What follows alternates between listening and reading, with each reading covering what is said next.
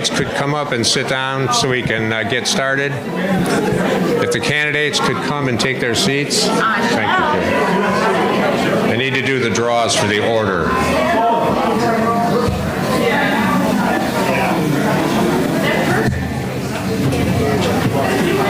That was crammed in here.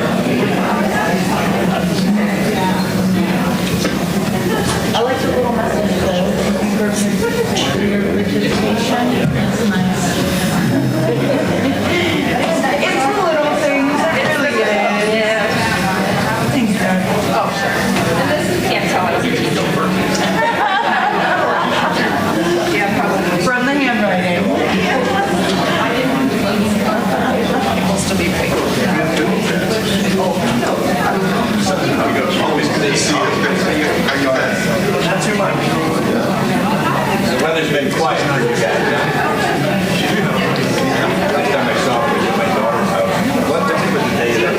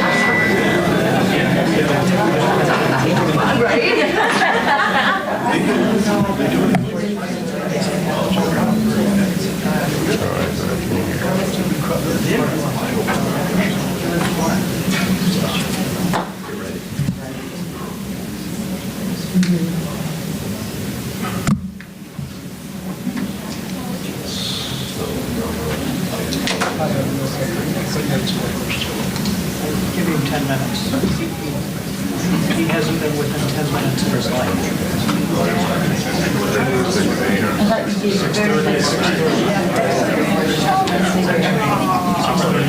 How was the first one? They're full. But I parked in the library bus. Did I get the other card? Here, I got it. Like all we're planning.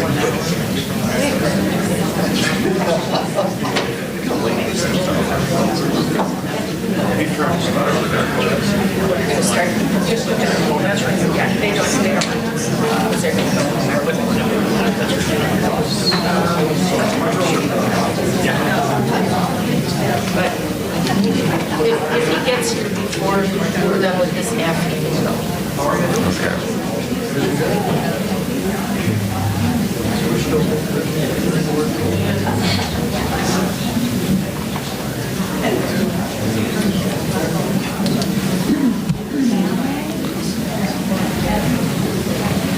So good evening again, ladies and gentlemen. My name is Jeff Oviatt.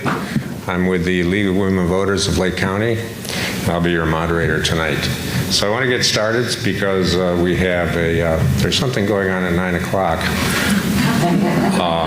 that I would like to see. So we're scheduled for 2 hours, so we're going to go no later than 8:30. Let me do the draw on Dan and... Okay.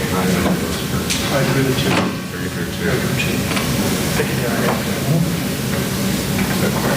It's an ace.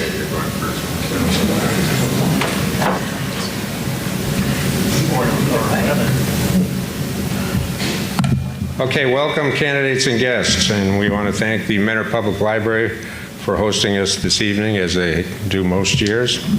So we have two different groups of candidates tonight. Each group has a separate box for questions. And if you want to ask questions, you need to write your question on the color that we've selected tonight, which I think is orange. It's bright orange over there by the door, so there'll be a box for this group and then a box for the second half of the event. All right, now just to review the rules for the audience. Each speaker will have 3 minutes speaking time and then 2 minutes for rebuttal from the opposite candidate. The speaking order has been determined by draw. And we have our league timekeepers here tonight that are going to use timers to keep track of time, and with a 30-second warning, and then a stop button or a stop sign as well. And I'd like to thank our timers tonight. It's Kathy Kopansky and Mary Ellen Fesker. So, and when we do the questions, it'll be up to me. We'll sort of pass it around. We'll change up the order, and each candidate will get to respond to the questions using probably about a minute for each.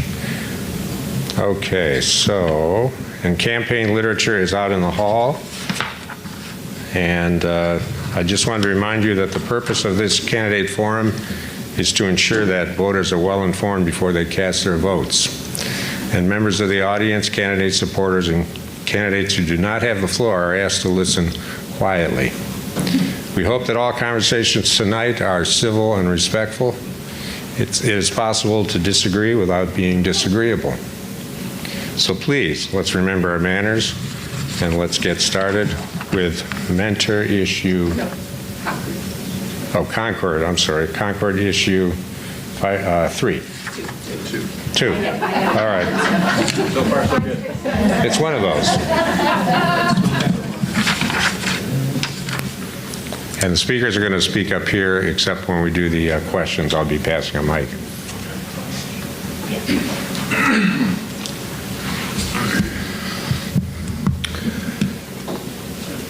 Good evening. Thank you for the opportunity to speak today about the upcoming 3.9 mil fire operations levy for Concord Township. The proposal is critical to maintaining the level of protection our community expects and deserves. The proposed levy is a 3.9 mil 5-year levy dedicated to fire operations, costing $137 per $100,000 of appraised property value, based on the 2024 valuations before the Lake County revaluation process. It's important to note that while the county revaluation could increase your property value, your tax bill will not increase in direct proportion to that percentage. One important aspect to highlight is that the fire department revenue does not increase with population growth. While more people moving into the township leads to a higher demand for emergency services, the funding for the department remains the same. The last increase for funding was approved in 2015. Equally important is the Lake County Sheriff's Office. Right now, Concord is covered by just one deputy on patrol 24/7. These reduced services begin in February of this year. If this levy passes, it will free up funds from our existing safety services levy, allowing us to restore 2 deputies on duty 24/7. Our fire department staffing model has not changed since 2006, but the situation on the ground has changed dramatically. The daily staffing consists of 8 to 9 firefighters across 2 stations. Meanwhile, our call volume has nearly doubled, creating greater demand on the team and resources. Overlapping 911 calls now account for 30 to 40% of our call volume, which can stretch our capacity to respond effectively, especially during simultaneous emergencies. A major part of this request is addressing personnel and equipment costs, which are the greatest expense for the fire department. Attracting and retaining top quality firefighters and law enforcement officers is essential, but it's increasingly difficult without competitive compensation. We also have growing needs for capital purchases like ambulances, fire engines, breathing apparatus, and new next-gen 911 dispatch services, which have already shown increased costs. This levy was not decided on lightly. A Citizens Advisory Committee made up of volunteer Concord residents conducted a thorough review of both the fire department and the sheriff's office budgets. They unanimously recommended this 3.9 mil fire operations levy to our township trustees to maintain the safety and well-being of our community. Their full report is available online on the township's website. This levy is about keeping our residents safe and ensuring we can continue to respond effectively to emergencies. I encourage everyone to review the information carefully, and we appreciate your attention to this critical decision for the future of Concord Township Emergency Services. Thank you.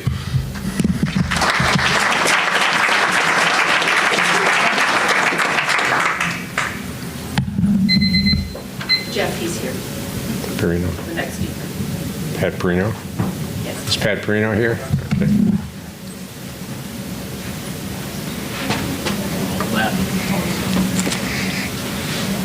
Ready? Hello, Steve Peck with Epcon Communities.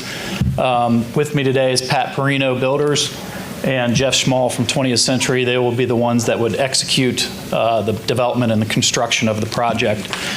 The site is off of Atkins Road, just north of State Route 2. The proposal is a rezone for a PUD. Our concept is 55-plus age-restricted housing. The idea here is what we execute is homes that are zero entry, no steps on the main floor, so that our buyers can age in place. We have an active HOA with fully maintained yards, snow removal, and again, age-restricted properties. We think there's a need in this town for some single-level living. We're proposing 44 homes and a small clubhouse. Are we going to do pickleball? And included a pickleball court. Again, average age of our buyers are generally across the country 65 to 70. Very active buyer, not quite ready for that next step of their aging process. But we think the property will enhance the community, and the materials and the type of construction we build will be beneficial to the community as well. So, anything else? Yeah. Just being 64 years old and knowing that, watched my uncle as he turned 82 and stuff. And so it's great for the communities. It doesn't hurt the schools. And it gives the opportunity for people to stay in their community instead of having to move out of their bigger homes and move somewhere else. So we look forward to it. We're very excited. And there's a lot we got an Epcon community. One's in Concord that Jeff has, and I have one in Sheffield, and then there's Columbus and all over. So it's a proven product. It's been around for a while, and it's open floor plans, so new styles. And Jeff, I don't know if you want to say anything. You're in Concord, so you're close. Yeah, we have one in Concord, and it's in its first phase, and it's selling really well. A lot of people that are buying are from the area. They're downsizing their house. They can't take care of their property anymore. It's too big. These lots are smaller. The HOA maintains everything. And then we have a community kind of clubhouse area with a pickleball and bocce area. So it brings the community together. People of the same age demographics get to know their neighbors really well, and it becomes more of a community than just single-family homes. When you're moving in and out and the kids are in and out, you actually get to spend time with your neighbors if you want. They also have private courtyards, so you don't have to if you don't want to. So, any questions? They'll come. No, this is. Oh, okay. Questions are afterwards. Okay. Thank you, gentlemen. So you want this? You want to take your? Mr. Perino, do you want your? Please. Okay. Now we have mentor issue 2. Is that right? Issue 10. 10. Issue 10. Kim Frazier. Good evening. I am Kim Frazier. I am the Executive Director of the Lake County Alcohol, Drug Addiction, and Mental Health Services, or ADAMS Board. And I'm here this evening to ask for your support on an important issue that you're going to see on the ballot in November. Issue 10 is a 0.9 mil renewal levy that supports the mental health and addiction recovery services here in Lake County. This is not a new tax, and it is the same millage as was originally approved by voters in 1976. So what is an ADAMS board? We actually exist by state statute. There's one of us for every county in Ohio. And our job is to plan, fund, monitor, and evaluate the county's mental health and addiction recovery services. So we're that behavioral health safety net. Those services are then delivered through a network of 16 nonprofit providers. So while you may not have heard of us, you probably are familiar with Crossroads Health, Signature Health, Extended Housing, Torchlight. Those are among the 16 agencies that we invest in. We provide the funding and support so that those agencies can provide critical services to the community. Now, today, over 56% of our funding comes from local support. So Issue 10 is truly lifeblood funding for us. Issue 10 supports mental health and addiction treatment services for individuals and families throughout the county. It funds vital training for first responders so that they have the tools they need when they encounter a behavioral health crisis on the job. It funds in-home services for homebound seniors and suicide prevention services in every public school district in Lake County. So this is really, truly lifeblood funding for vital services in the community. So as a taxpayer, why does this matter to me? Well, the reality is that statistically, for every dollar we invest in smart, proactive treatment and prevention services, we save taxpayers up to $7 in the long-term costs associated with untreated illness. So this is not just the right thing to do, this is a really smart investment for our community. You have an Adams board here in Lake County that is efficient, effective, and most importantly, accountable to the taxpayers. So we are asking you to help us to save and improve lives here in Lake County by voting for Issue 10. Thank you.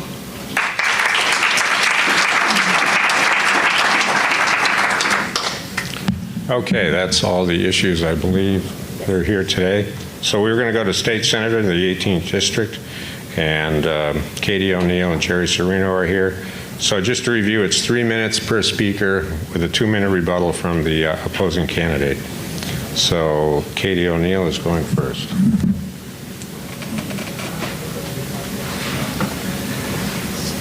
Thank you so much for being here. I am grateful to be your state senator candidate, and I was born here in Northeast Ohio, born and raised here in Northeast Ohio, born in Geneva, where my parents had a bar and restaurant on Geneva on the Lake called O'Neill's Landing next to the lodge.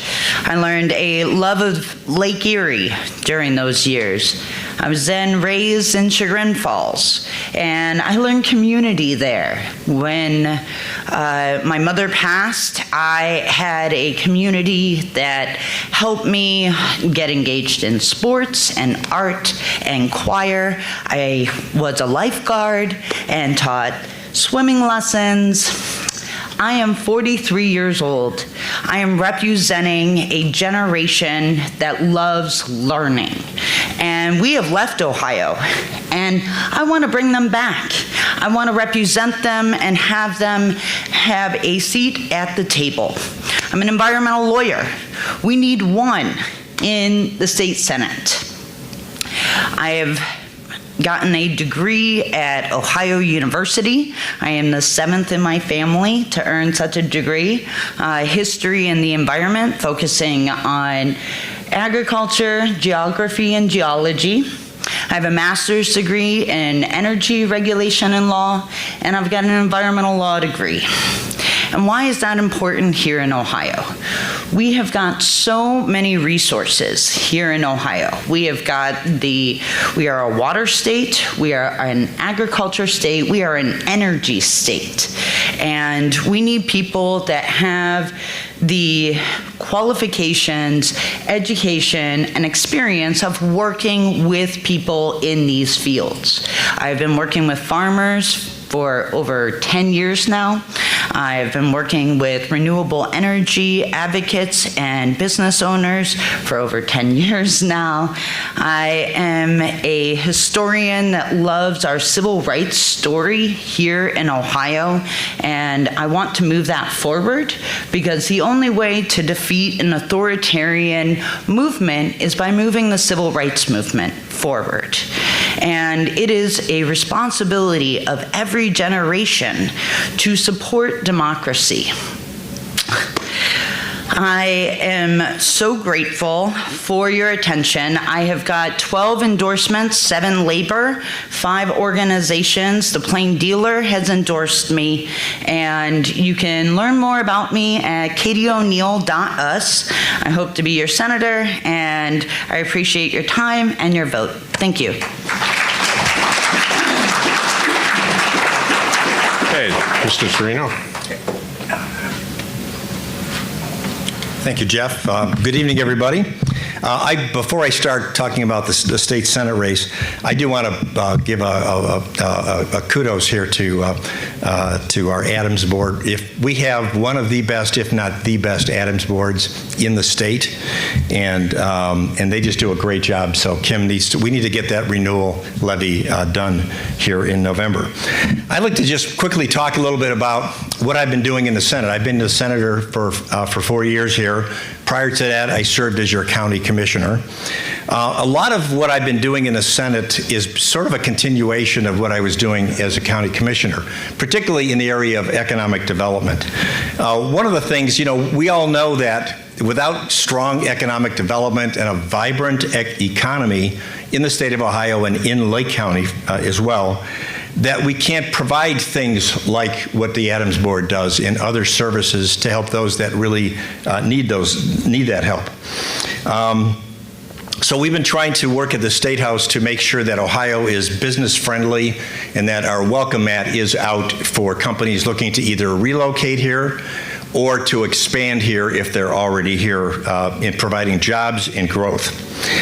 We've also been doing a lot of things relative to, as part of the economic development story, in brownfield remediation. And many of you know what that is, but if you don't know what that is, that's taking things that are closed down, ugly looking, dysfunctional, and taking them down and replacing them with something that is going to be productive for our economy. I'm happy to say that since we're here in Mentor, I was able to procure $4.5 million for the Uptown Mentor project, which is just down the road here on Mentor Avenue, and another $1.5 million in the Senate one-time budget to help them build the mixed-use development that they're going to put there. It's really the last part of Mentor that needs to be upgraded. Right now, it's kind of stuck in the 70s and the 80s from a design standpoint. We want to make that much better. We've also gotten money for Mentor Lagoons so that the walls surrounding the entry into the lagoons don't collapse, which they were in very near doing that.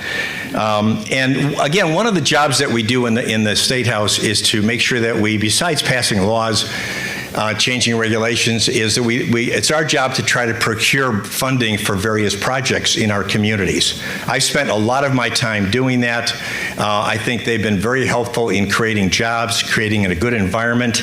We celebrated groundbreaking for a $2 million investment that I was able to get in the Senate budget for Osborne Park in Mentor, or in Willoughby. And many other projects that are going to be very good in the long run for us here.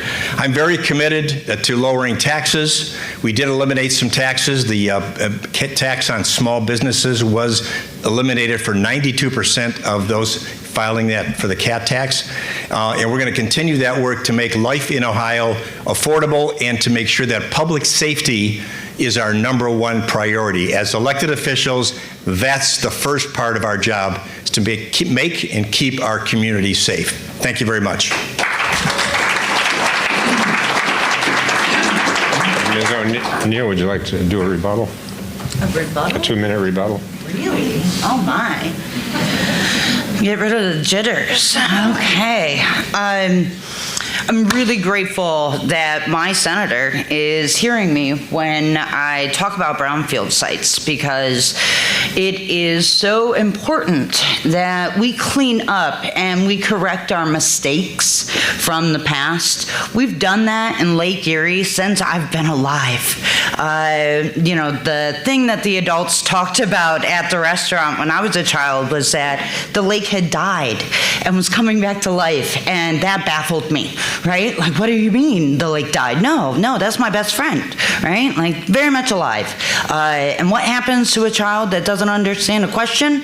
She becomes an environmental lawyer, right? Graduates from the top environmental law school in the nation, all 4 years that I was there.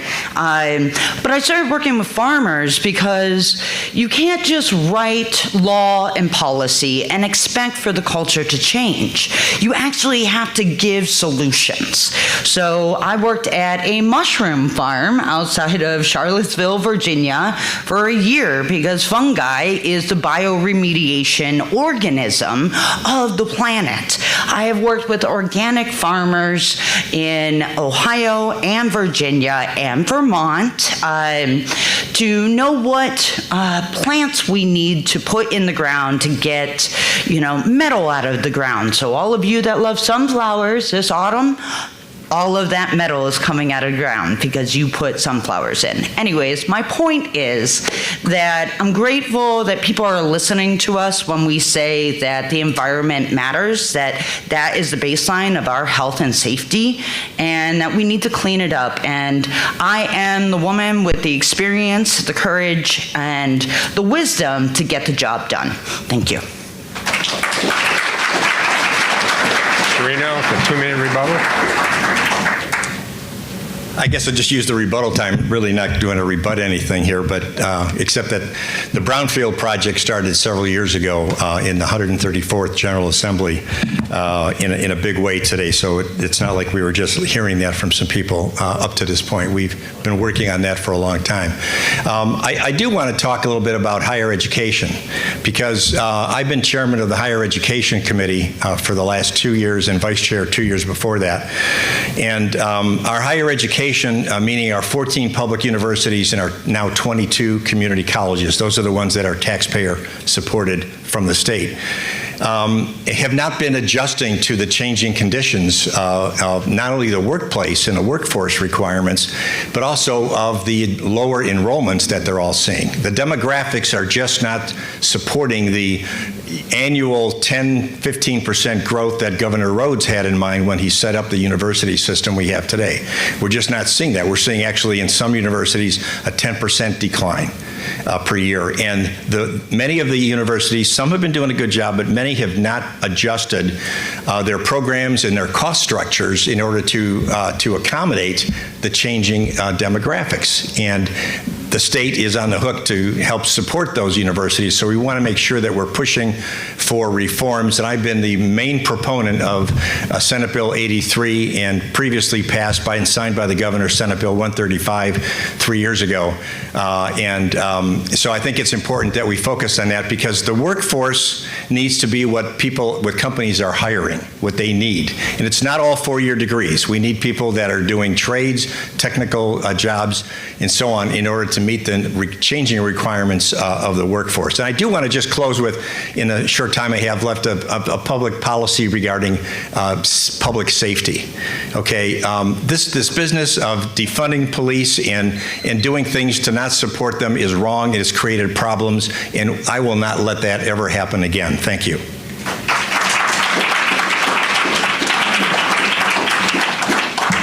Okay, now we're going to do the race for state representative of the 23rd District. And Mr. Hocevar, you're first. I thought you said wasn't Dan first. No. No? Okay. Okay. Sorry. You want to go first? Who goes first? Dan, you can go first. You go first. Who's on second? Well, do you want to go first? Tony. Good evening, everyone. Folks, my name is Tony Hocevar. I don't come from politics. However, I'm running for state representative because I don't come from politics. I'm here as a leader in whom people have counted on to contribute responsibly and serve respectfully. As a legal immigrant, a husband, a father, a grandfather, as a business owner, I engage with people each and every day in the complexities of the professional world. Previously as a home builder, and currently I'm a tile contractor. My first job was when I worked as a nurse's aide at the Slovenian Home for the Aged on Neff Road in Cleveland.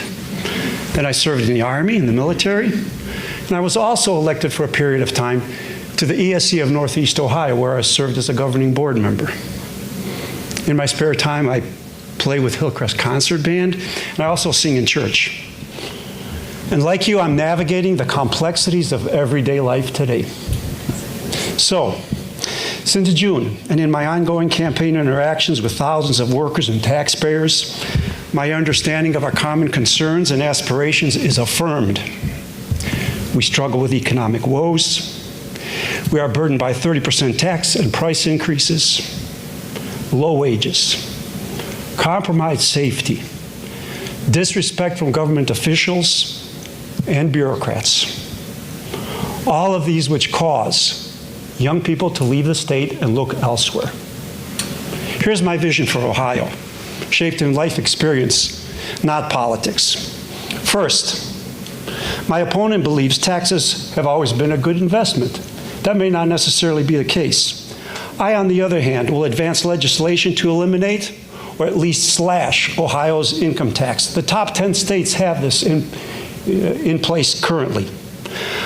I will advocate strongly for the elimination of real estate tax for those over the age of 75. And if we can't reach that, at least an increase in the Homestead Exemption Act based on the rate of inflation.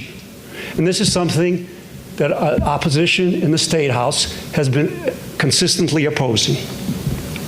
In general, my philosophy is tax cut is a good thing and that spending cuts are even better. Secondly, I'll work to eliminate outdated legislation and regulations that stifle and prevent growth of existing businesses. I'll expand target funding of high-quality vocational and technical growth at public schools and universities. Thirdly, I'll work to adopt classical approaches to education, prioritize curriculum built on merit, excellence, and integrity, not diversity, equity, and inclusion.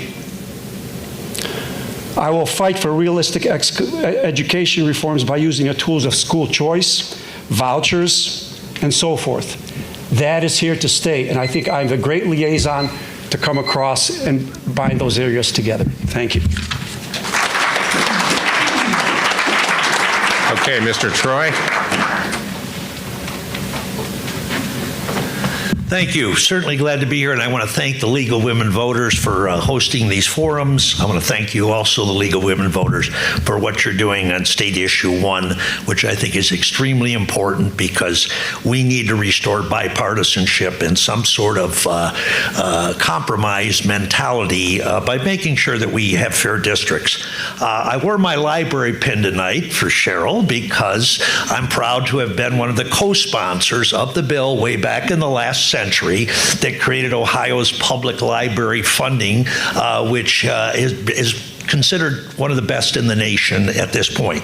So I've been doing this for a while, obviously, and that's probably an issue. I have experience on the municipal, the county, and the state level, and I believe that government is the primary thing that guarantees that we have a civilized society. We leave it up to government to make sure we have public safety protection, that we have educational opportunities for our next generations, that we have the necessary environmental infrastructure, water lines, sewer lines, etc., which are so essential to the quality of life. So I'm proud to have worked on a lot of those issues.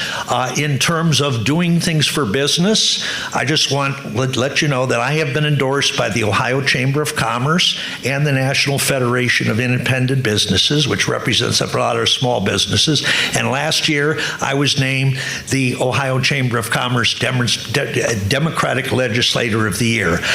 I believe in reaching across the aisle, getting rid of the party labels, because the way we get things done is we compromise. We work together. We roll up our sleeves and try and move the ball forward on behalf of the citizens we represent. I currently have a 95% bipartisan voting record, probably the highest of any Democrat in the Ohio House of Representatives. And I try and listen to my constituents. And what is the one thing I've been hearing from my constituents? We have got a problem with property taxes. And I saw this coming 3 years ago. And that's why I went and introduced legislation, one, to double the homestead exemption. I have a bill that's languishing that doubles that homestead exemption for our seniors, but also to create what was called the Joint Committee, Senate and House, Property Tax Education and Reform, because it's a very complex subject. I need my colleagues and all of us to understand how this works and then to do some reforms on this. One of the problems we have, obviously, is as you all make the major investment of your life, probably in purchasing a new home, and if that increases in value, that should be a good thing. So we have to somehow, and I'm working at separate the fact that if your property values go up, that's not commensurate with your property taxes going up. We need some circuit breakers. We need to increase the homestead exemption for those struggling to pay, and we need to make sure that those entities that aren't paying their property taxes with all the abatements and everything else pay their fair share so all the burden doesn't fall on you as the homeowners. I thank you for the opportunity. I look forward to continuing to represent you in Columbus. Thank you.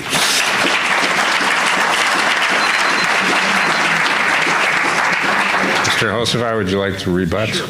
2 minutes.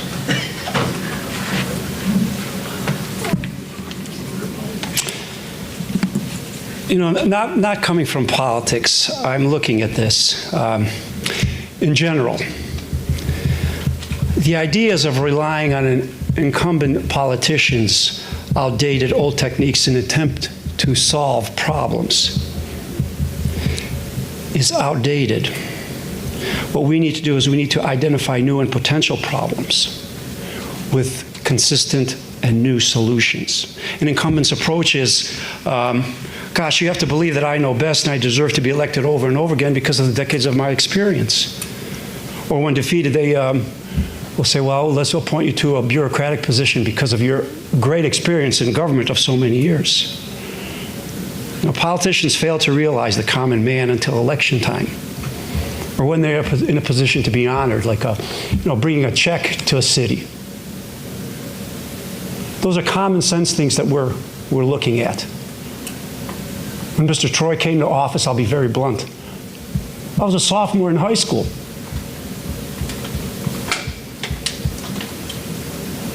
And it's because of these things that we all feel.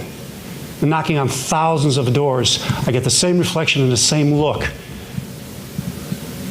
Can you help us? I don't know. Folks say, Tony, why do you run? Well, my skin might be a little bit thicker.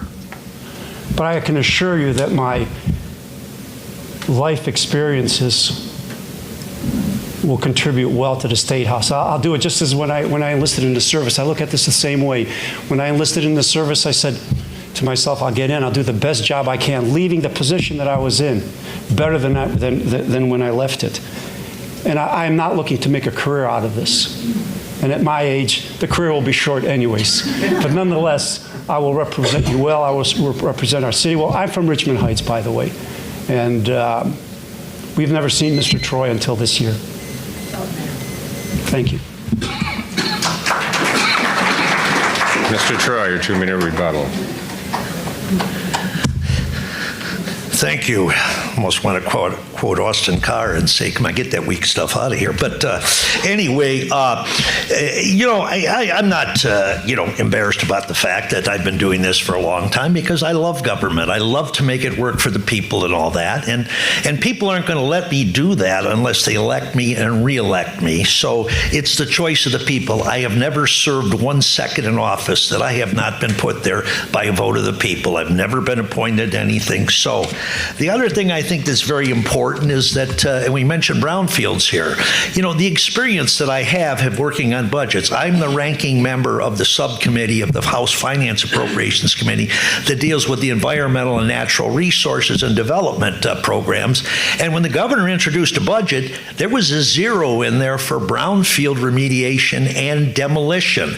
I argued and worked with the chair of that subcommittee to get $500 million added to that budget by taking it away from areas where they wanted to develop things out in the middle of nowhere. And I said, no, we need to reinvest in our areas that really need to be brought back. So that's the type of thing I like to work. And I think you have to have the experience to do that. Let me point out another thing. 90% of this district is in Lake County.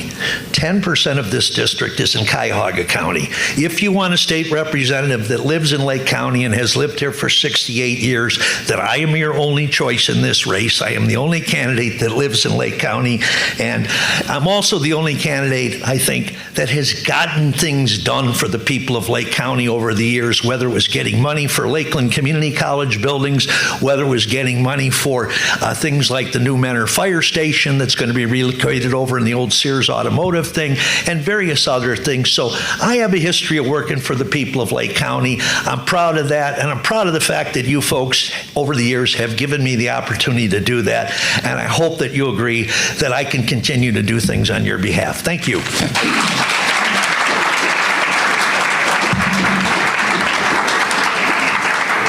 Okay, we're going to be doing the state representative from the 57th district, and I wanted to remind you that if you have questions after they're finished, we'll have a few minutes for questions before we go to the next group. So, and we'll have separate questions for this group and then separate questions for the second group. Okay, so according to the draw, Jamie Callender is speaking first for 3 minutes.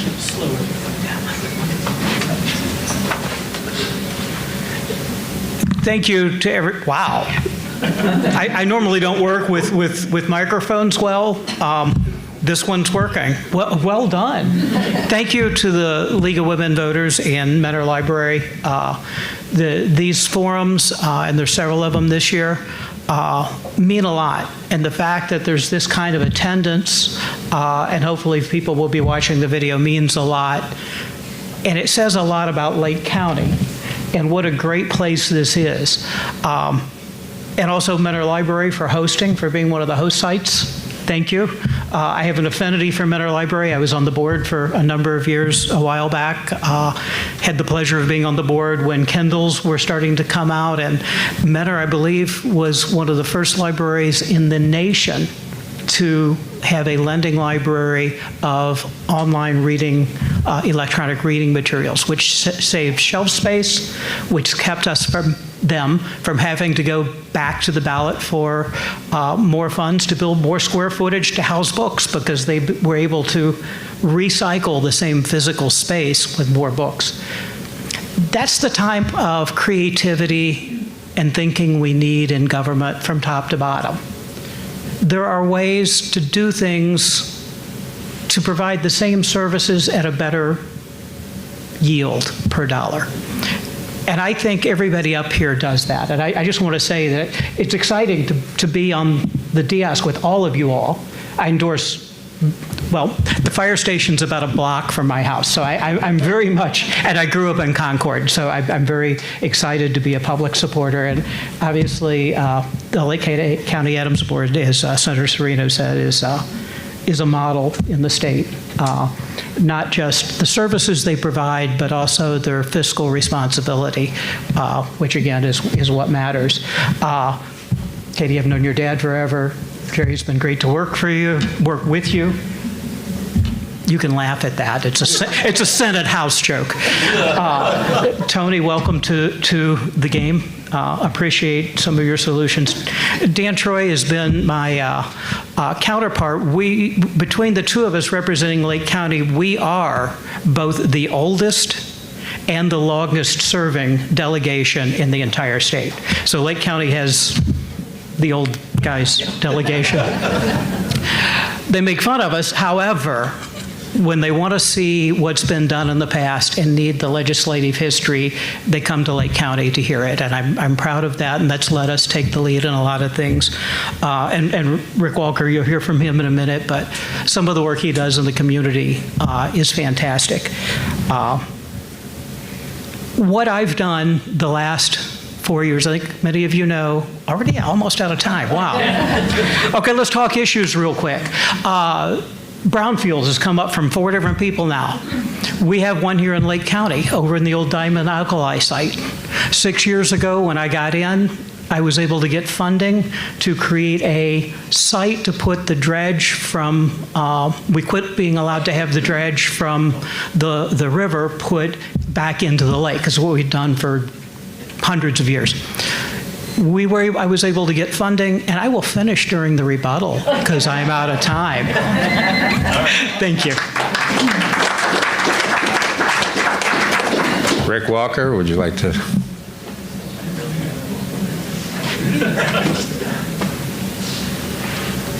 Good evening. Thank you all for being here. Wow, this is quite the microphone. I appreciate everybody being here. My name is Rick Walker, and I'm asking for your vote for state representative for District 57.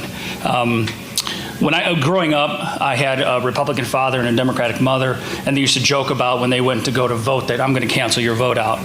But they did talk about issues at the table. They didn't argue. I don't ever remember them arguing. Moving forward to now, I own a floor covering business.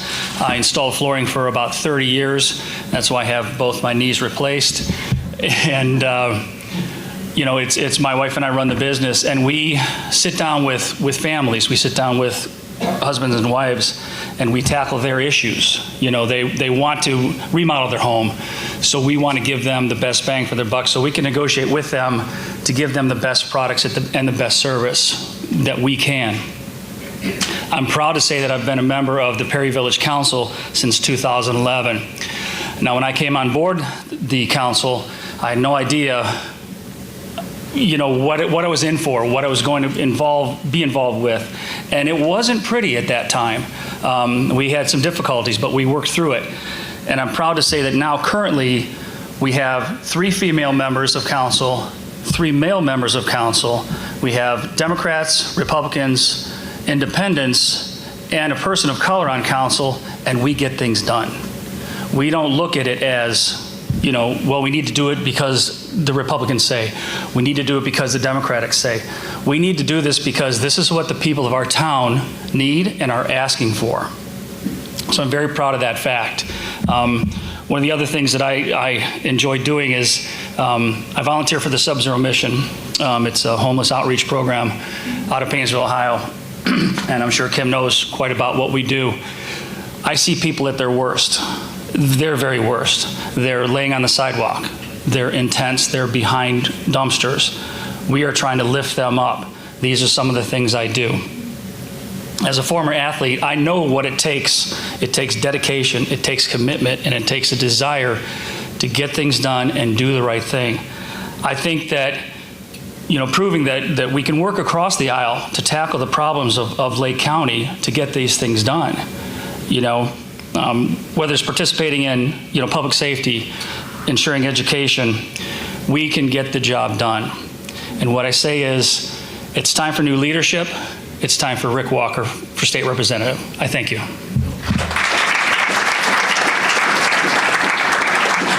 2-minute rebuttal, Mr. Callender.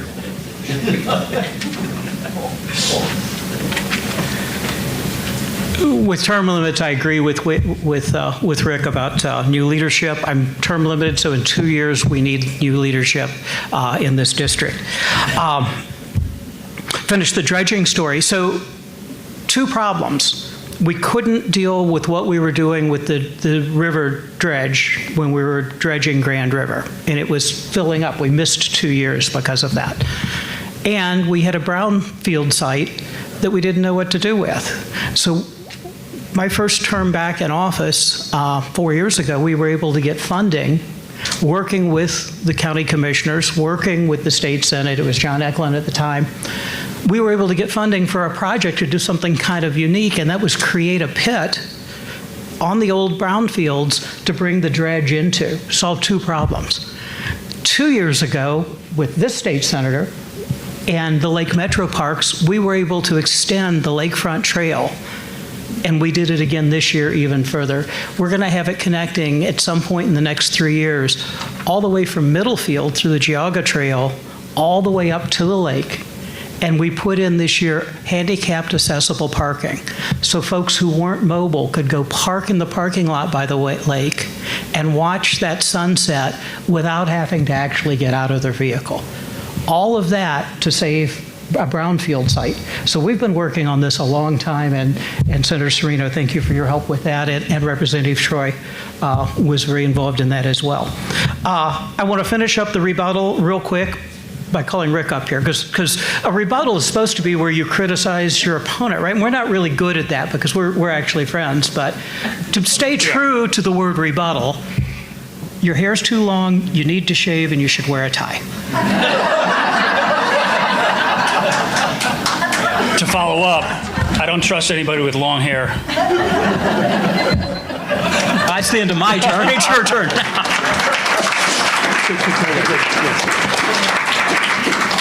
This is what politics should be. You're going to hear a lot about reaching across the aisle. This is what can be done, and it starts with us. Okay, it starts with each and every one of us. Have conversations. Sometimes they can get difficult. Sometimes they can get a little edgy, but have these conversations. Work with people. talk with people.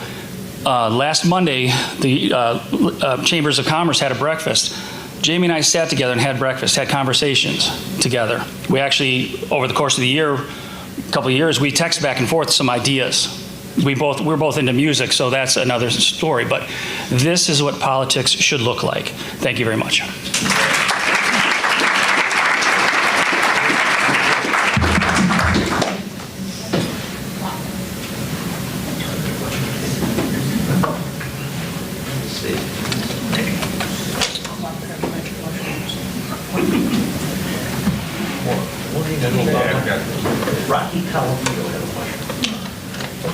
All right, I've got the magic sparkly box here.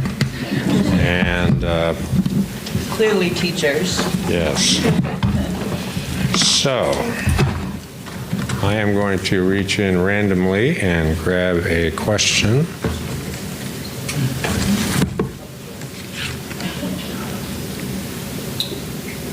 This one is for Katie O'Neill, and it is, do you support Israel and their right to exist? And we're going to give you 1 minute. You can come up here. So we're going international.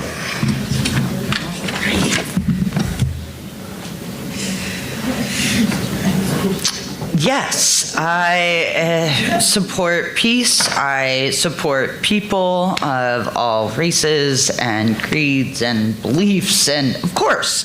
And so I think that that question tells me that our leaders need to be showing us how to create peace here together, and how to stop the lies and the discrimination and the hate that is destroying our families and our communities and our integrity.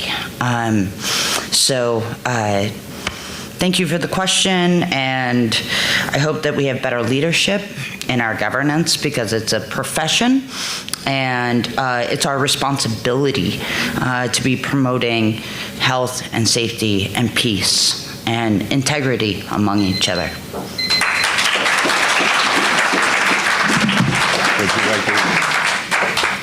Would you like to rebut that? Sure. Is this working? No? Yeah, they said it's now. Not really a rebuttal.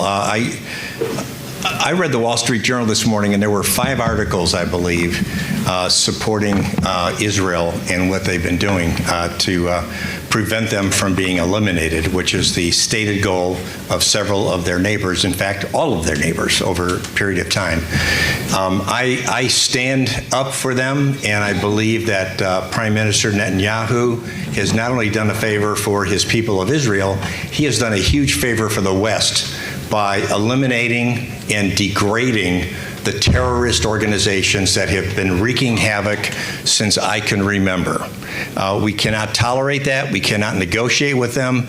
And unlike our current administration, since we've gone international here, who has been, allowing Iran to be funded in a way that they can support the terrorism and the terrorist activities, that has got to stop. And I think we have a great example in that from the Prime Minister of Israel today. Thank you. Okay, we're going to, a couple of these were not questions, so we can't really use those, but here's another question. It says, and I think I'll pass the mic, just pass the mic down, maybe starting over there with Rick. If elected, what will any of you do to make our schools safe for our children so they can learn and not fear if they will not go home to their families? Also, how can you make after-school events safer? So I'm going to pass the mic down, starting over here. That is a tough one. We're in a situation where we have a lot of difficulties. I believe that every school needs multiple school resource officers, which are armed police force. We in Perry, we do have that. We're lucky to have that. I'm not aware of all of this. I'm sure there's a lot of schools that have these school resource officers, but I believe every school should have active school resource officers. And again, after school activities, they should be there as well, whether it be dances, football games, soccer games, basketball games. That is one of the things I also believe that we should somehow fund, and it's unfortunate that I have to say this, metal detectors at every door, or single limited entrances with metal detectors. Thank you. Thank you. But these are the loudest mics. There's a lot more to this question and a lot more to the answer than can be done in this time period. But let me start with two very simple principles. And one has to do with the mental health services. A normal person that's well-adjusted and has self-respect does not go in and harm others in the school. And giving the schools the resources, giving our county agencies the resources to identify and treat those who are going through tough times, who have difficult situations, have a propensity to mental illness, we need to find a way to compassionately identify and treat them as early as possible. How many of the school shootings recently have we heard, or the assassination attempts, that this person was on the radar screen, this person had come to the attention, this person had something going on? We simply don't have the resources to address those issues now, so we need to address that, and I'll let other people address the others. Thank you. Well, I think it's a multifaceted question, needs a multifaceted approach. First of all, the governor had asked in his budget this year for funding to provide resource officers for every school district in the state, every school building in the state. And for some reason, the legislature removed that, not with my support, removed that from the budget bill. So I think that's important to make sure we have resource officers. Exactly what Jamie has said, and I certainly support Kim and the Adams Board and worked with them many years, appointing a lot of their members when I was commissioner. The mental health situation needs to be addressed. And when I've met with some of the school superintendents, I met last week with the Mentor School Superintendent and a couple of board members, Wycliffe School and Center, they say, we need more funding from the state to help us build mental health treatment and capacity. I think we need to do that when we go back into the budget. I think we need to slow down maybe on cutting more of the taxes and say, let's address some of these unmet needs in our state, which are so important to our kids to keep them safe. In 1980, the federal government created the Department of Education. Where am I going with this? A couple years back, do you all recall the 82,000 IRS agents that were touted to be hired at the IRS? Imagine if instead of hiring 82,000 IRS agents, the Department of Education brought on 41,000 resource officers and distributed them throughout the country. Now, wouldn't that make an impact? That's what I think is part of the solution, is to look at how we're going to address specific problems. Representative Callender, I think, came up with really thoughtful and clear-eyed approach to solving this issue. So kudos to you, Representative. Thank you. So thanks.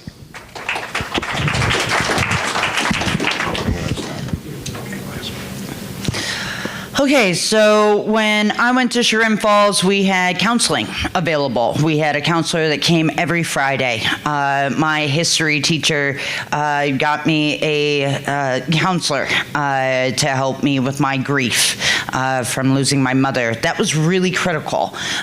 We need counselors in every school. Second, we've got $1 billion bailout, right, to private schools. So that's $1 billion being taken away from our public schools.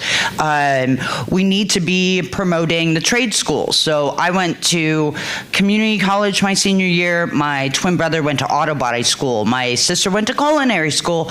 And my younger brother went to horticulture school.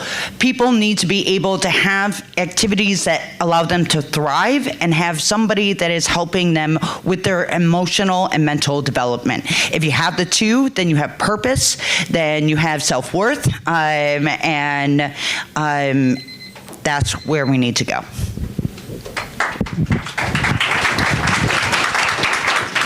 Thank you. I guess I get the final word on this subject, so we're going to stop here. You know, a lot of great ideas and approaches, and some of them have been implemented for public safety in the schools. But, you know, I find it interesting that in some states we've seen lately parents being held accountable for some of these aberrant behaviors. And, you know, it's probably not the case in all cases, but certainly the breakup of the family, the weakening of the family unit is part of the equation here that we're seeing that relates to some of the emotional and psychological distress that young people are experiencing and, you know, doing these horrible acts. And so I think we need to add to the equation of solutions ways of promoting more responsible parenting, because very often they're the ones who can see the seeds of some of these aberrant behaviors and are in a position to report it and stop it in a very positive and meaningful manner. Thank you.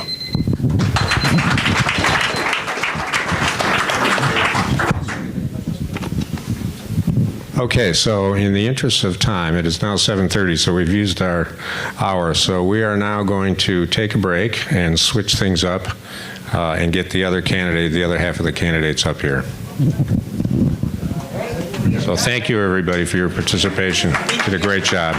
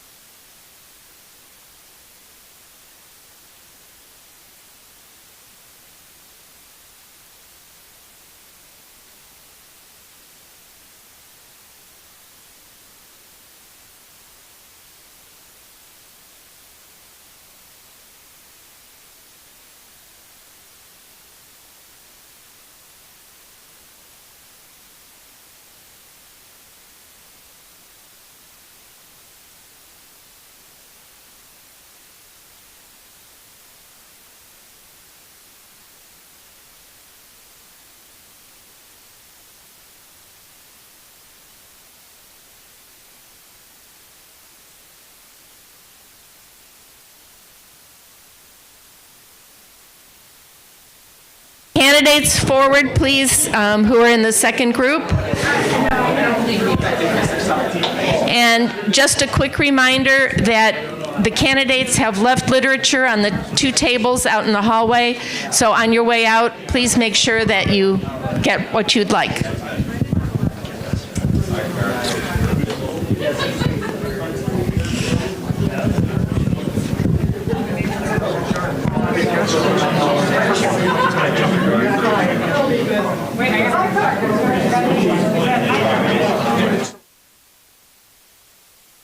Okay, just so I can squeeze it all.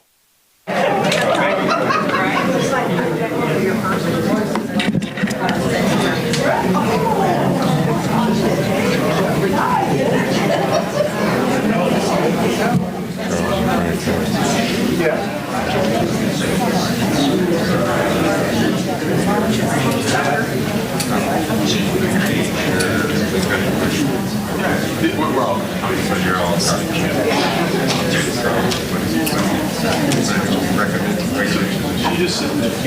So they both might.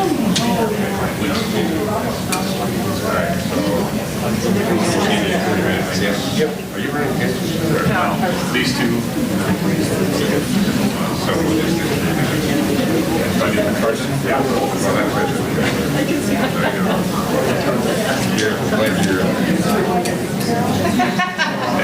Well, I don't know about that. That's saying a whole lot.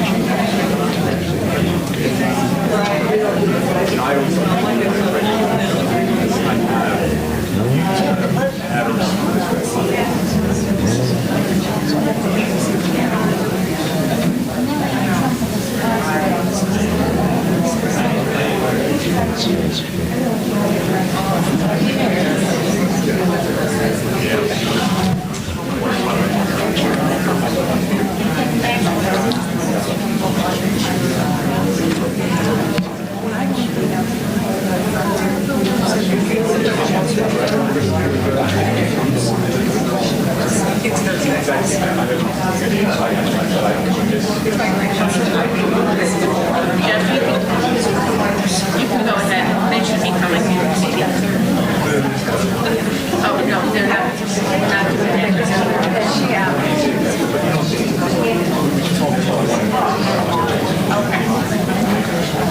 Okay, in the interest of getting out of here by 8:30, let's get started.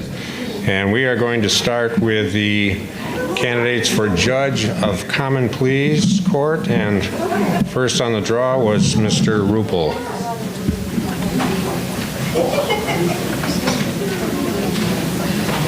Thank you, Jeff. Thank you to the League of Women Voters. I'm Judge Jeff Rupel. I'm one of your 4 common pleas judges here in Lake County. Can you hear me okay? It seems like I don't know if the sound seems like it might have gone down or something since I was up here. Okay. As I was appointed to this position approximately a year and a half ago by our Governor DeWine. Honored to fill the seat that was held so long by Eugene Lucci, who was elected to the Court of Appeals. And so I held this position for approximately a year and a half. And during that time, of course, we explain a little bit about the Common Pleas Court because not everyone understands. So Common Pleas Court, we have 4 general divisions in Paynesville, and it's for the entire county. You also, of course, have 3 municipal courts in Paynesville, Mentor, and Willoughby. So the Common Pleas Court, where I sit, we handle felonies on the criminal level, and we handle civil cases where the municipal jurisdiction, the jurisdiction limits are over the municipal court. For instance, if over $15,000, you're going to be in Common Pleas Court versus municipal court. And also, we handle appeals of bureaucratic agencies and such. So that's what I've been doing for the last year and a half. I've presided over several felony trials, including serious cases, including felonious assault, kidnapping, abduction, drug trafficking, etc. I've also sentenced over 200 felons during that period of time. I've also have extensive civil experience. I was primarily a civil lawyer for most of my career, and I represented anything from the mom and pop type company to the very large corporations such as Avery Dennison, Lockheed Martin, you name it. I practiced in common pleas courts all over the course of the state of Ohio, various federal courts and states, like I said, outside Ohio and Minnesota, Michigan, you name it. So in terms of areas of practice in civil, I pretty much handled anything you'd ever thought of. Landlord-tenant, personal injury, breach of contract, insurance, malpractice, you name it, I've probably done it at some point in my career. I've also been a servant to this community. I was elected to the Kirtland City Council, where I was then elected by my peers to serve as their president. I've served the community in many other capacities too. I've been on the Fine Arts Association board, Learning About Business board, I've been on Red Oak Camps Board, Kirtland Kiwanis, Maryland's Voice, which is small animal rescue, Leadership Lake County, you name it. I've also been a steward to our community. So I believe that I am the most qualified candidate. I have the most experience in this position. Again, I've been doing this job for a year and a half. And I would ask you to please vote for me and retain me in November. Thank you.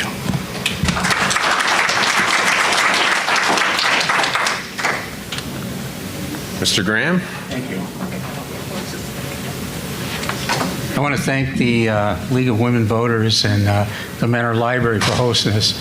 This means a lot to me. I grew up in Mentor. My mom used to bring my two brothers and I here to the library, so it's an honor to be here tonight. As he discussed, this is about the Common Pleas Court, which is felonies. And I want you to know that I'm a trial lawyer. I have tried, and 2 weeks ago I just tried my 139th jury trial. I have had over 50 cases before the 11th District Court of Appeals, and I've argued twice before the Ohio Supreme Court.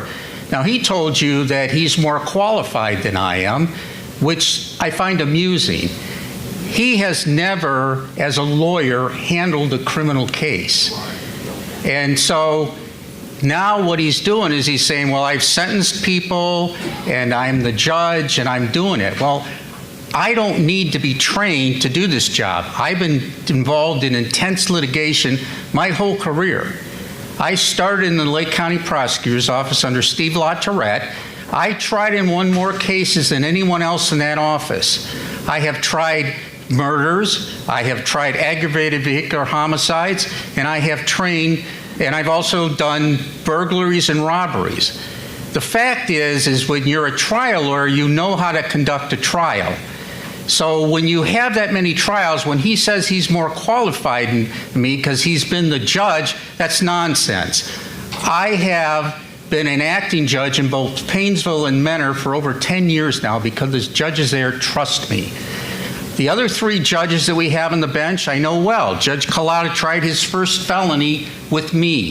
Judge O'Donnell and I tried a lot of felonies together when we worked in the prosecutor's office, and I know Judge Condon very well. You need a judge who knows how to try a case. You need a judge who knows how to handle a criminal law case. That's me. What I ask you to do, and I've asked this in a lot of places, talk to the cops about me, because I have spent my career in the trenches with the police officers and the victims, because I have prosecuted so many cases in this county. That's what we need. We need a trial attorney as a trial judge, not someone who got the job and says, well, I've done mostly civil. Well, the criminal cases are the hardest cases to handle, and I know all about criminal cases. Thank you, and I would appreciate your vote on November 5th. Mr. Rupo, your rebuttal, 2 minutes. Well, I guess I'm not surprised at the attack. I personally prefer not to attack my opponents. I would rather talk about my record and what the court does. There are 356 civil cases filed this year. There are 146 criminal cases filed this year. I'm the only one who's presided as a judge over a felony case. In terms of friends of law enforcement, I've been endorsed by our sheriff, Frank Lee and Bruno. By the way, he was wrong when he said I never handled any criminal case. That's just, frankly, it's a myth. When you look at the revised code, this is actually Justice Pat Fisher who told this story, who's a very respected judge. He told this, and Judge Condon's repeated it many times. When you look at the revised code, it takes up basically an entire wall. When you look at the criminal code, it's Title 29, right? There's 1 through 63 volumes in the revised code.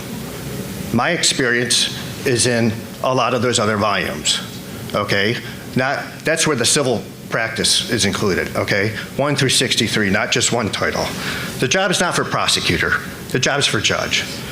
Also important is the fact you have to have an even temperament. I believe I have a very even temperament. I always listen. I feel that people, whether it's a civil case or a criminal case, it is critical that that person realizes that you are listening to them, that you are making sure that they understand that, because to that person, whether it's a defendant or a civil litigant, that's the most important case in their life. And you have to be a good listener and appreciate that. I'm also endorsed, by the way, by 3 of your councilmen, Councilman Marn, Kruger, and Freeman as well. And in terms of if my criminal record is so bad, I've, again, presided over several felonies as a judge, and I've never been reversed.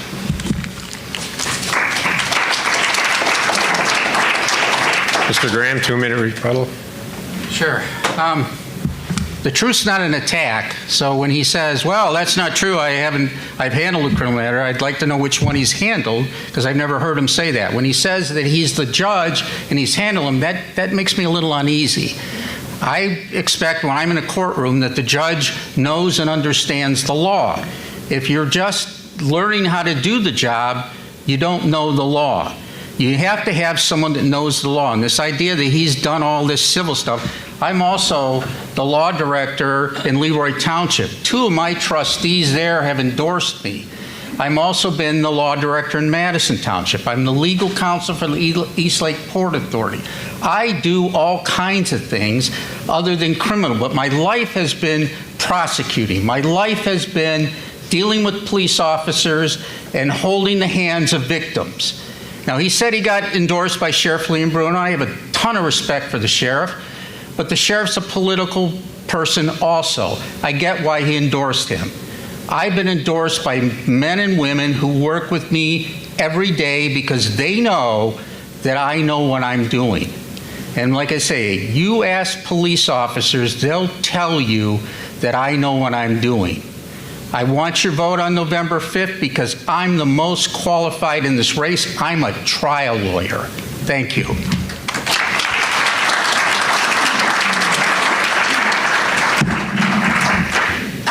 Okay, next we're going to do county recorder, and Becky Lynch is a candidate that will go first.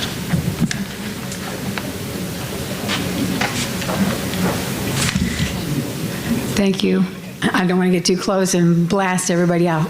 I'm Becky Lynch. I'm your Lake County recorder right now. You hired me in 2016, so I've been doing the job for 8 years. Does anyone here know exactly what the county recorder does? I got one. We actually record and keep the records for all the land in Lake County. And we've been doing that since 1840. So if you have bought a house and you have a deed, or you have a mortgage, or you have a transfer on death, or you have any affidavits, all those documents that have anything to do with land are in our office, and we keep them safe, and you have access to them every day because we digitize them every day. Because when I came into office, first thing I did was modernized. So first thing, I wanted to give you a little report of what I've done for this job of the last 8 years. The first thing I did was modernize the system. And so what we did was we used to take about a couple of days to turn around the recording. And what we did was we upgraded the system so that we instantly digitized it, put it in the record, and handed the document back to the filer. So that was the first thing that I did. I also, over my 8 years, have saved the county $1.5 million in my conservative budgeting talent. I've restored damaged indexes, so we're keeping the records preserved. Relocated over 5,000 historic books. They were kept in a back closet and split the record. So we took them all, we put them all in order, and we put them in public space so that the public could get access to their records. Also, I kept our recordings current through COVID, and we did not shut down. All of my people worked through COVID, so we kept all the recordings current. And then when I first came into office, there was a botched project that was done incorrectly, and so I said to the vendor, you know what, where I come from, if you don't get the job done, you ask for the money back. So I got back $108,183 back to the county almost instantly, because they said, people from the government don't ask for refunds. I said, well, we do, because I come from a business background and a business mind. So For these 8 years, I've performed. I hope to continue to perform the job of recorder. I love recording. We have a staff of 8. I get compliments on them all the time, and I will continue as your recorder if you'll vote for me and keep me as your recorder. Thank you.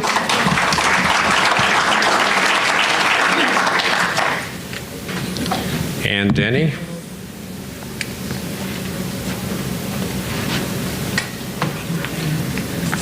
Good evening. My name is Ann Denny, and thank you for having us tonight, League of Women's Voters and the Mentor Public Library. And I'm running to be your next county recorder. I've called Northeast Ohio home my entire life, and currently my husband, Craig, and our son, Parker, proudly reside in Mentor. I bring to the table a diverse educational background, having graduated from Notre Dame Cathedral Latin, the University of Dayton, earning a degree in business administration with a focus in marketing and finance, and most recently an associate's degree from Lakeland Community College and received a nursing degree. Professionally, I hold credentials as a licensed title officer, a trusted notary public, and a dedicated registered nurse. These qualifications, coupled with my unwavering commitment to integrity and service, uniquely position me to effectively represent the interests of our community as the recorder. Over the past 15 years, I've been dedicated to serving our community through my work at a local title company. This experience has endowed me with the precise expertise and insight necessary to excel as your next recorder.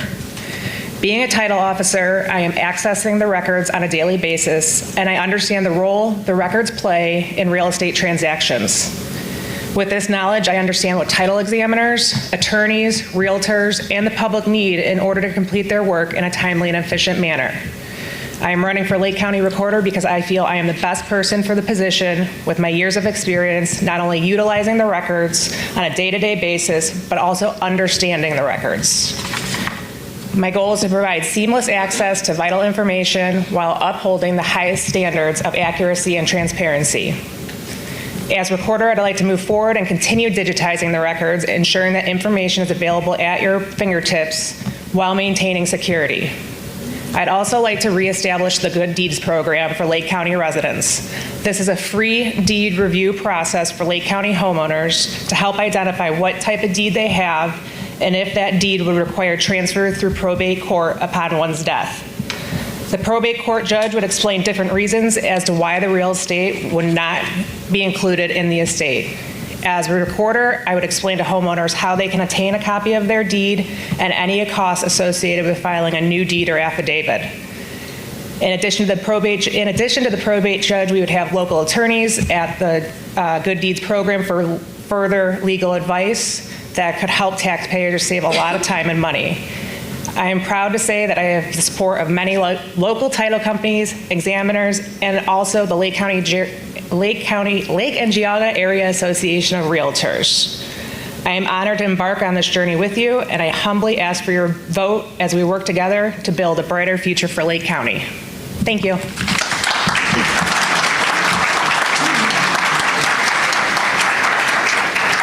Becky Lynch, would you like a 2-minute rebuttal? I just wanted to explain a little bit more of the Good Deeds program. What it is actually is it's initiated by a probate judge. So the probate judge, I'm not a probate judge, I'm the recorder. So the probate judge has to initiate it, and an attorney has to be willing to give their time to review the deeds. So it's kind of a committee of people, which, you know, if it's wanted and needed in the community, I would be happy to coordinate that with all the people that need to be there to do the program. Also, I just wanted to say I'm a mom of 3 grown kids. My son Dylan's in the Army.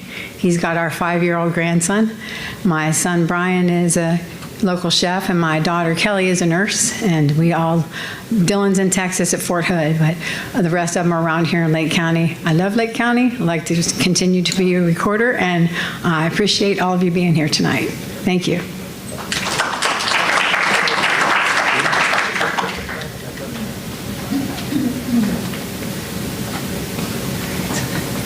I'm Ann Denny again, and I'm running to be your Lake County recorder. And I just want to reiterate that I was endorsed largely by the Lake Geauga Area Association of Realtors because they want that good deeds program back.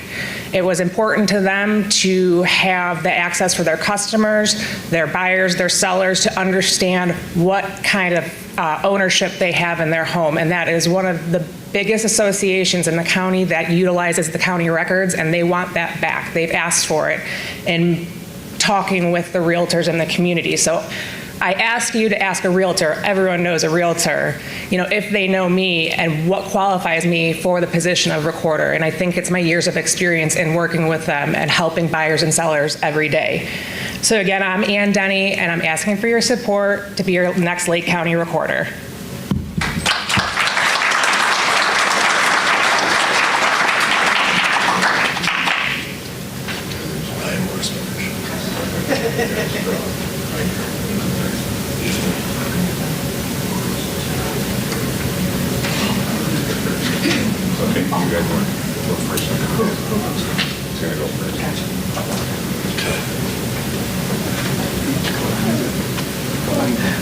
Okay, Mr. Beveridge just arrived, so we just did the draw, and he is the lucky person who gets to go first for his 3-minute speech, and then we'll do rebuttals. So, Mr. Beveridge, the floor is yours. Thank you.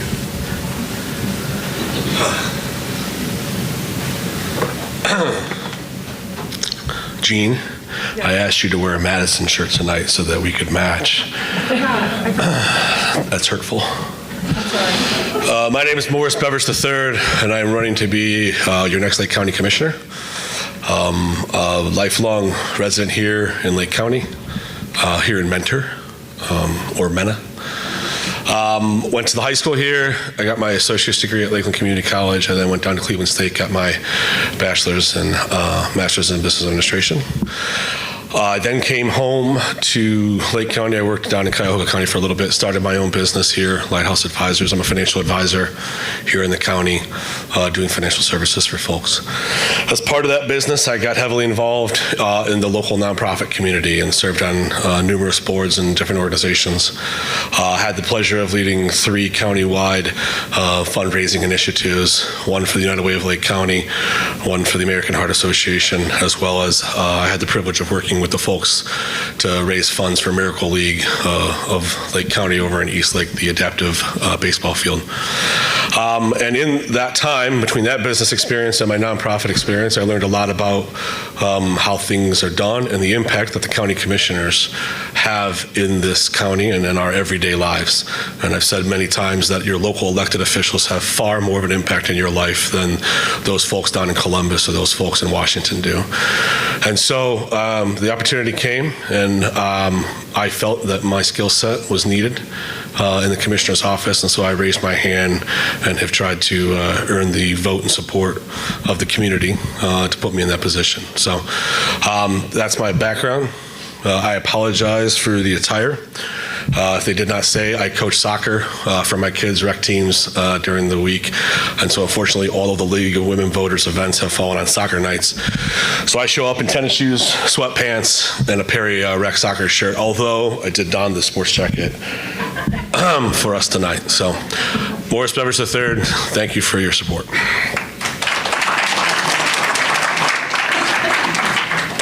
In case you haven't noticed, they're running for county commissioner on this side. So, Ms. Sensi.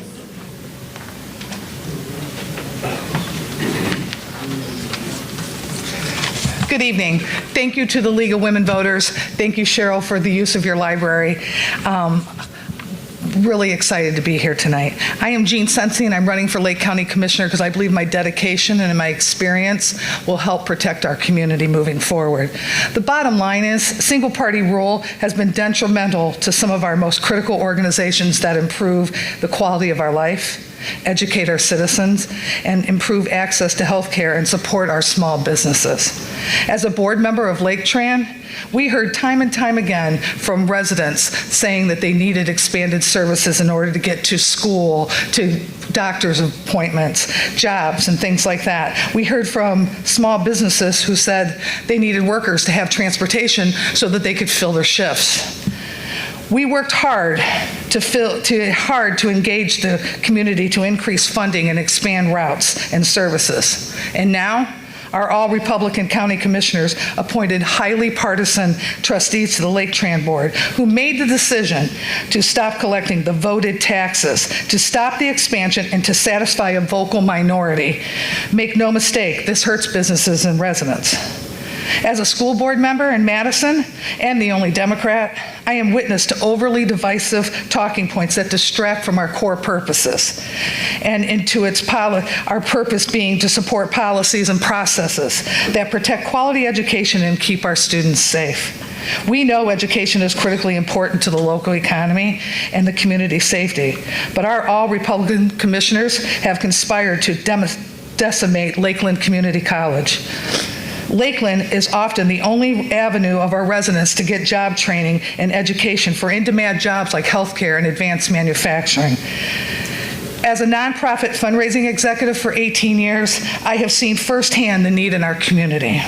There is significant hunger. There is lack of access to healthcare, and our senior citizens need our support more than ever. Instead of focusing on these critical items, we are wasting time and money fighting public comment, subverting the will of the people, and distracting people with partisan dog whistles and rhetoric.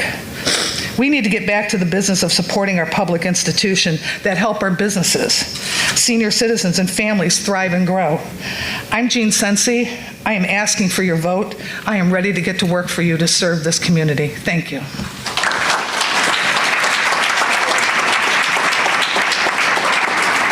Mr. Beveridge, 2-minute rebuttal.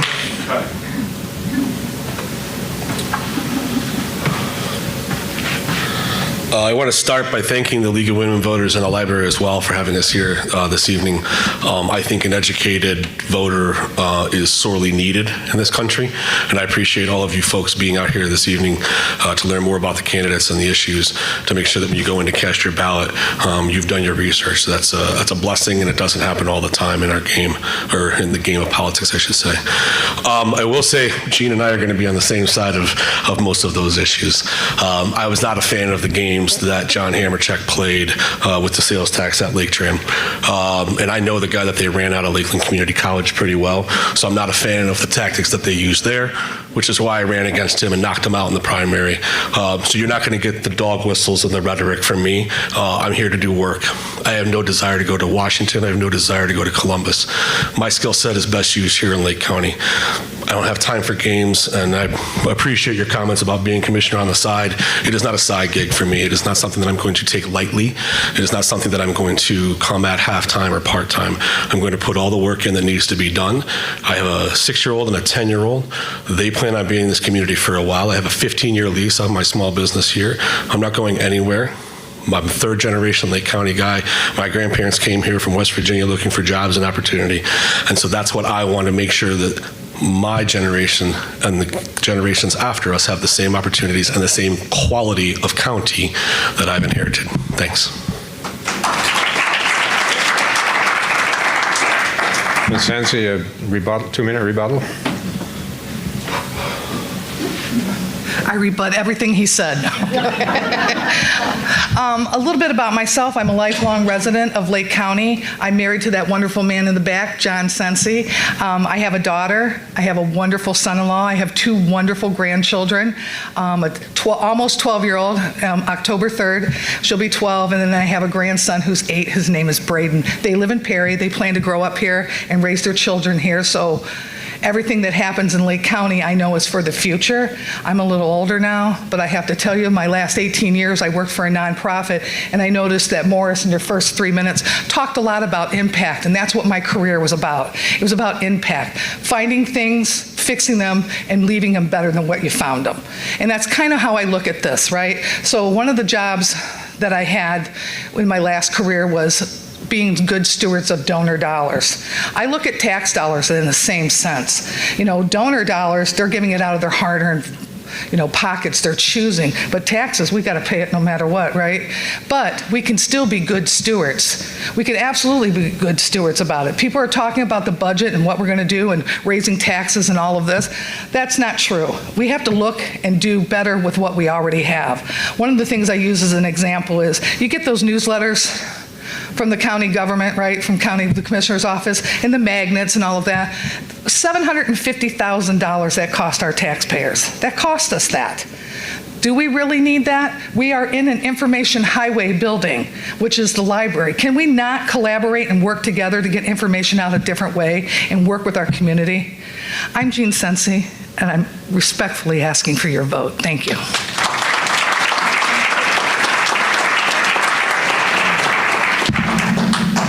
Okay, our last candidate is going to be Adam Dudziak, and he will have a 3-minute speech, and then we will go to questions. His opponent cannot make it tonight.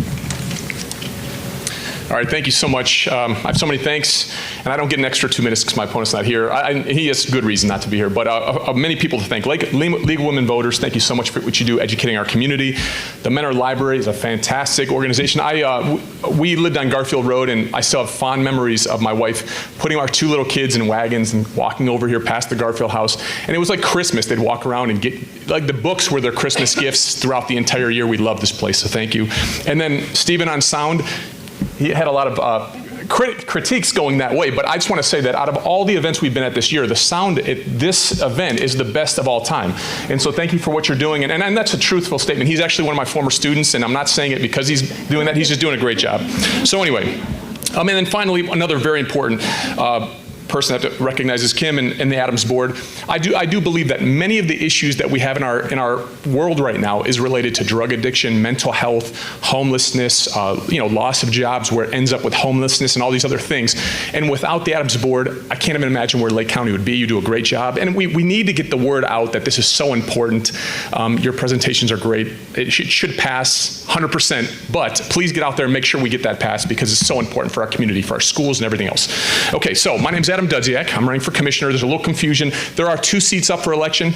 So these 2 are going against each other, and then there's 2 others. So you could vote for 2 separate seats. I'm a Mentor resident. We haven't had a Mentor representative on the Board of Commissioners in 28 years.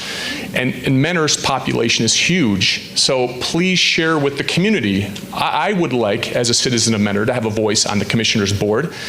We need some balance. And I am from Mentor, and actually my profession, I was a principal in the Mentor schools for 11 years.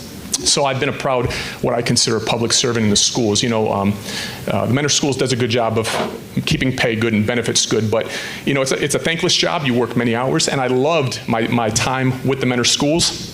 And I always say that I want to bring to this office what I learned as being a public school principal. When someone would come into my building, you never asked, are you a Democrat or Republican or, those types of issues. It didn't matter. My job was to make sure I opened the door and I removed every roadblock possible. And then when I was making decisions with my stakeholders and teams and community members, it was never about what suited me or what suited, some social studies teacher or something like that. It was always about the kids, the families, and the community. Now think about what politics is now. We're going to see it tonight on the debate. And I think both sides need to do better. Reach across the aisle, figure out a way to work together. And that's what I'd like to do in the commissioner's office when I get elected. Just a few quick things. The current county commissioners 2 years ago voted to raise the sales tax in this county to be one of the highest in the state of Ohio. There was no voice of the public. They did it 6 weeks into their term. I mean, how much can you possibly know in 6 weeks to know that we're going to raise the tax? And it was right after the post-COVID where we're trying to recover inflation's high cost of living. And they voted without your voice to raise the sales tax. Luckily, we had a great community come together and get that reversed. I will always believe in representative government. My name is Adam Dudziak, and you can use your support. Thank you.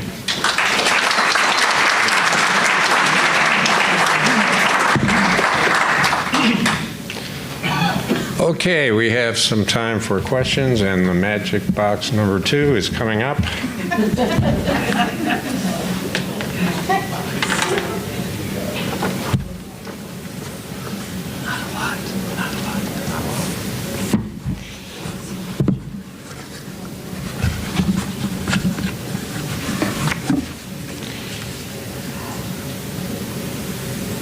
Question for Ron Graham. You have a lot of criminal court experience. What is your civil experience? Yes, thank you. I have a lot of civil experience. As I can say, right now I'm presently the Leroy Township Law Director, so I deal with civil issues with them a lot. I did injury work in my private practice for a long time.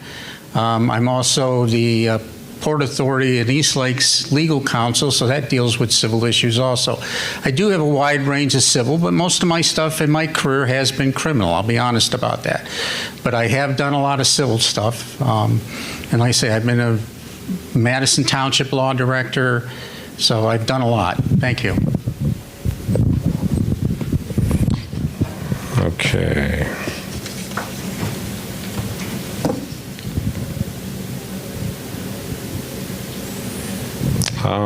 Let's see, I think this question, I'll maybe pass the mic down for this one. It says, do you agree with the U.S. Supreme Court on their decision to have presidents not be accountable for illegal things done while in office? That's a big question. Okay, I'm going to start down here, and you can pass the mic along.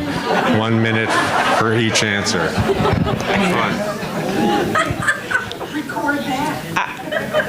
I'm going to pass on answering that. I'm running for the Lake County Recorder, so I'm just going to go ahead and give that one to Becky. Thanks, Ann. I have a good opinion on that. If you did something bad, you should pay for it. If you're a criminal and you did something bad, you should get a fair trial. But yeah, I mean, I think immunity, right? Now, I think if you did something bad, you should pay for it. Judge, sorry. Okay. I pause just because there are canons in judicial ethics and what you're allowed to say and what you're not allowed to say in terms of political positions. And I feel that that's kind of a highly political question, so I don't think it'd be appropriate for a judge to frankly answer that, even though I'd like to. Feel the same way? Yeah, we're not permitted to answer a question like that. I will be happy to answer that question. There's two pieces of this, the role of the politician and the role of the public. More importantly, this role of the public. Power is always in the hands of the public, and you are the ones making all the decisions. I would love to get elected. My kids, I have 2 kids, 12-year-old and 11-year-old, they'll love it if I get elected, and they will be at my swearing in and everything else. But for politicians, I believe there's a higher standard for politicians. Not only should there not be immunity, I mean, there is a higher level that we should hold them to. And that's, of course, the presidential level and all the way on. Once we start treating politicians like there's something special, or they are above the law, or they are something other than just all of us. I mean, can you imagine if I came over here and said, you have immunity? It doesn't matter what it is. It's ridiculous. You know, we are all held to the same standard. Everyone does deserve a fair trial. And at that point, again, you get to choose that decision this coming November. And as all of us county, eventually elected officials, we will all be held accountable. I'm Adam Dudziak. Thank you.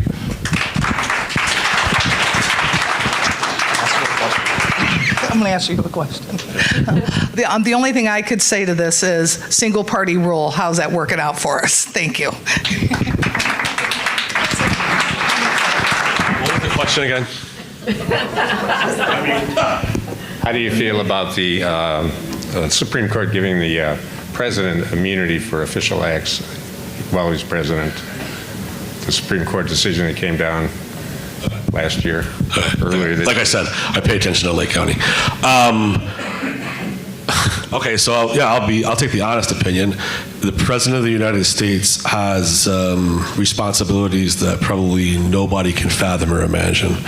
And in the case of national security or lives being saved, I don't know why a president would have to break a law for those two things, but I would give a president immunity if he had to make decisions about national security or lives being saved for the actions that he takes.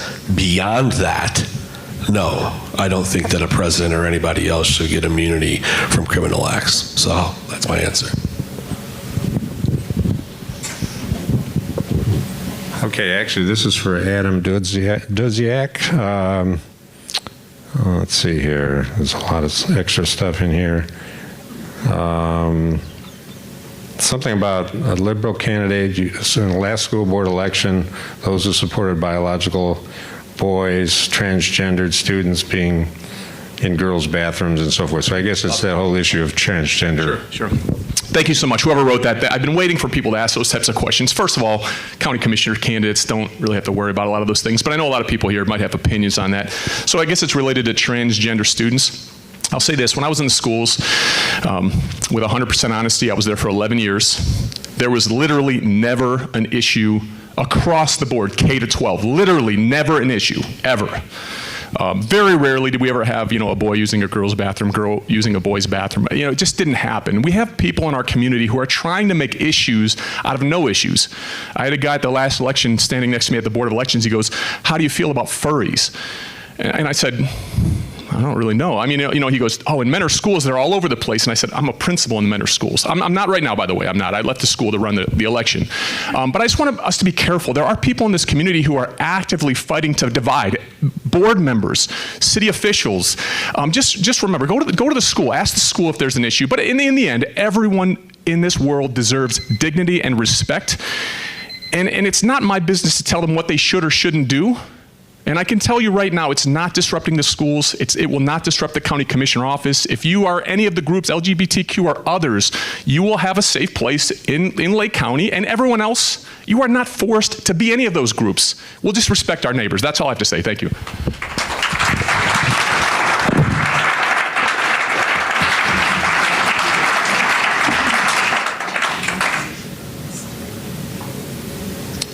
This one is actually for the last group, but I think the county commissioners should maybe answer this one.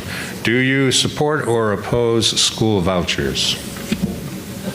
And since you went first, I'll give that to Mr. Goodrich.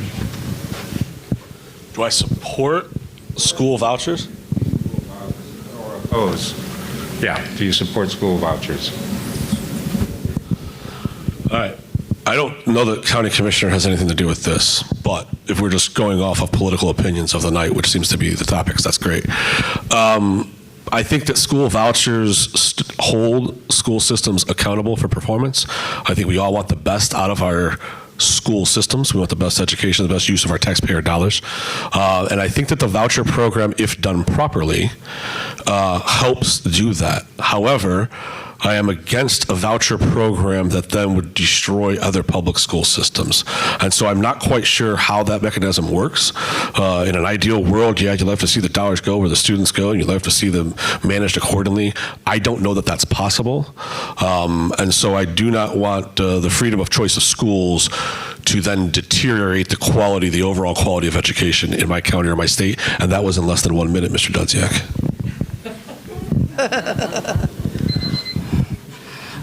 So as a current school board member, school vouchers, like Morris had said, it can serve a role, but if it's cutting into the public school education budget line in order to do that, then no. So in other words, if you want a voucher program, then you need to learn how to raise extra dollars in order to cover that. I don't think we should be cutting public school funding.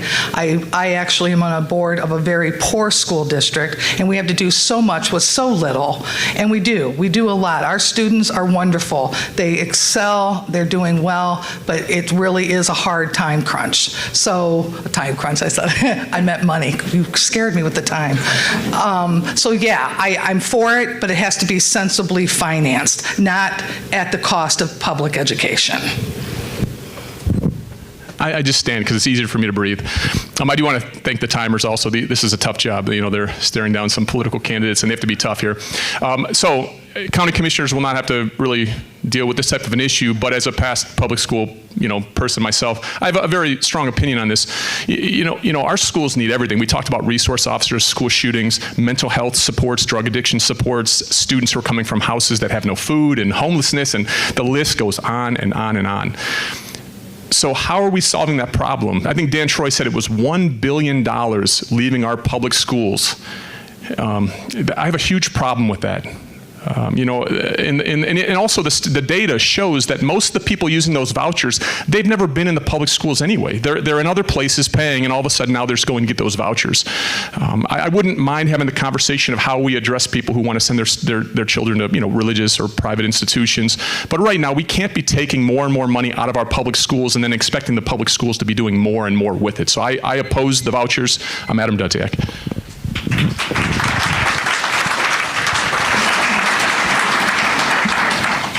There are only two more cards left, and one of them is basically the same question about transgender bathrooms or whatever.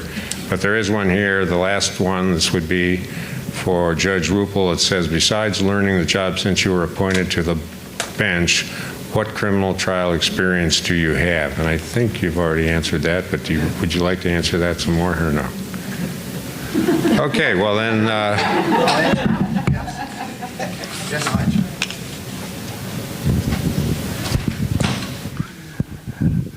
a couple things. One is less than 4% of criminal cases actually go to trial. So I know that's what my opponent's trying to make as his platform. It's a very small part of the job. Second of all, I've presided as a judge over several felony trials since I've been on the bench. So again, I've never been reversed. And frankly, I urge you, please talk to your prosecutors, talk to your public defenders, talk to your attorneys who have appeared before me, and I happily stand on my record of what I've done in criminal law since I've been on the bench. Thank you.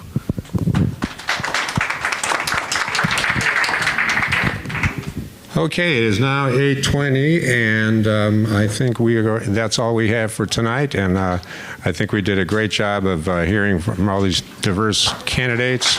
So give them your appreciation, and thank you for coming.